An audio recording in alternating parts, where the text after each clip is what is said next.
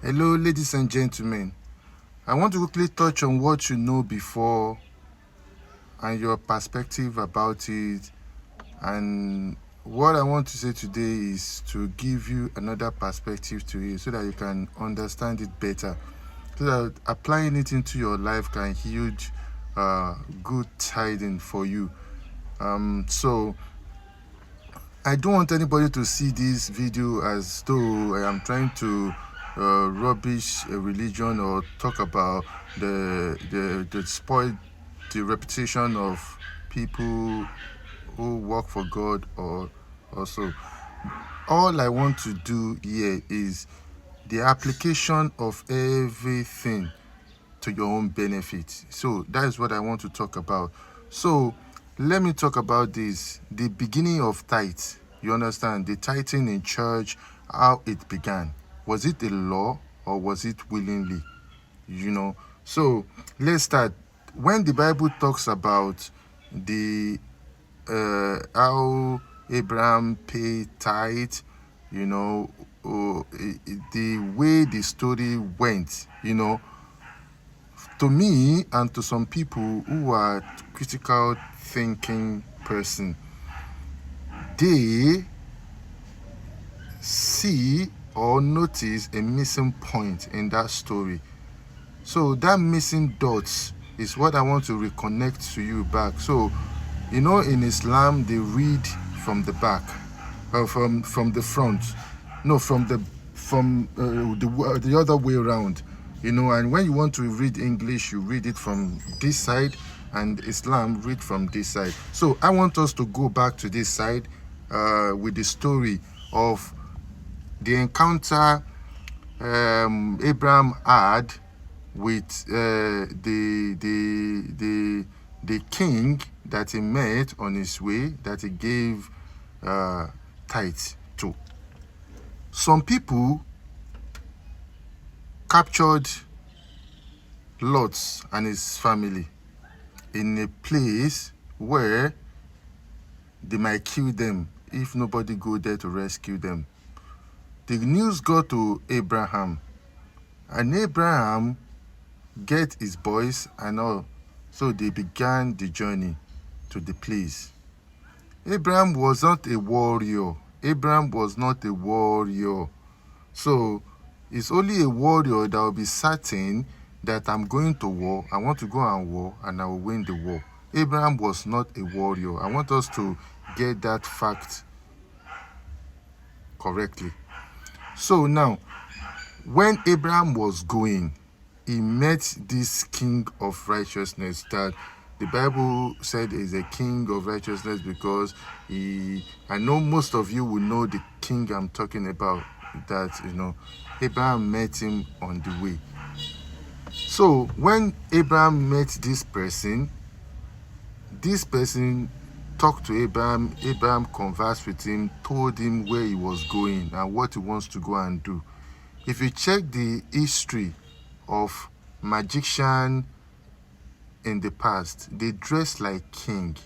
The most powerful people in the past, they dress like king. They wear the crown, they wear beautiful things, so that when you see them from above or from afar, you will know that this person is a special person.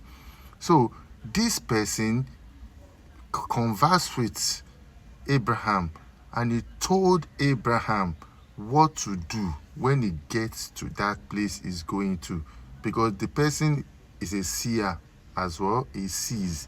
You understand? Now told Abraham what to do when he gets to the place he's going to rescue his person. So when Abraham got to the place, he did as he was told to do, and then victory became ease.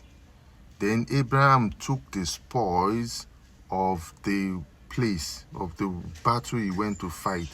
And then when he was going back, he says that, this person that taught me this, how to do this, I must give the person out of all these spoils I've gotten. In those spoils, there are weapons of warfare. There are a lot of instruments to use to battle and treasure food stuff, all beautiful things. So Abraham selected from the treasure and the food stuff that is in that thing, and then he handed it over to the prince that he met on the way, which is the king that the Bible called, that the Bible called him like a king, So Abraham met him the same place he met him before, the same place he met him when he was going to the war. He went there and he met the man, and he gave the man what he wants to give him. So when Abraham did that, then people now say that he gave tithes. He gave this, he gave that. So when we see this Bible passage in this light, it gives us the knowledge, of how the whole thing play out. But in the Bible, how the Bible described it was when Abraham was coming back, he met that king, and the king blessed him, and he gave the king tenth of what he brought from the warfare. So it's not so. It's not so. I believe that whoever reads that passage, should have a think, about what really play out, So, and in my own scenario, and now I think about it, this is how it play out. So, if you want to give tithes in church, you must tie it to something. Jacob also give tithes. Jacob tied it to something. He said, God, if you can bring me back to my father's land, I will give you tenth of everything I'm bringing. And he did as he commanded, as he has said it, he did it. And the Bible did not record it again that he did it multiple times. So if you want to give tithes, or you are expecting something from God, and you have prayed, you have fasted, you have done all this and that, and it never happened, so tie it to something. That, my God, if you can do this to me, the money I make on it, or the money I make after you have done it, I will share it into 10, and I will give you part of it, or I will give you half of it, or I will give you everything. So you have to tie tight to something, not something you make a ritual. When you make it a ritual, you are not different from the herbalist.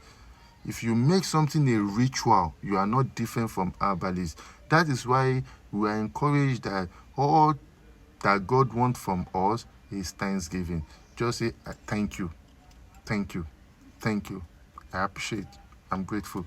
That's all God wants. So whatever you are now doing outside this appreciation to God, it has become ritual, and it's not different from that of the herbalist. As I have said now, as you can see, I am not against you paying your tithes. I am not against those who don't pay.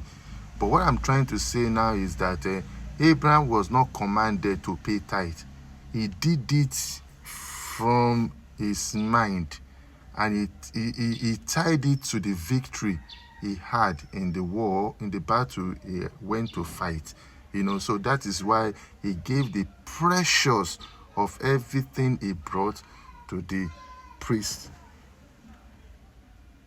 I don't want to mention the name of the priest so that they won't say that I'm disclosing the Bible. So you find it out yourself. So he tied it to that battle he won. So if you want to give tithes to your pastor, you understand, which represent that king, not God, to that your pastor, which represent that king, you can find precious things, like you make it precious, you understand, and do it as you have said, that if this happen, I will do this. Just do it.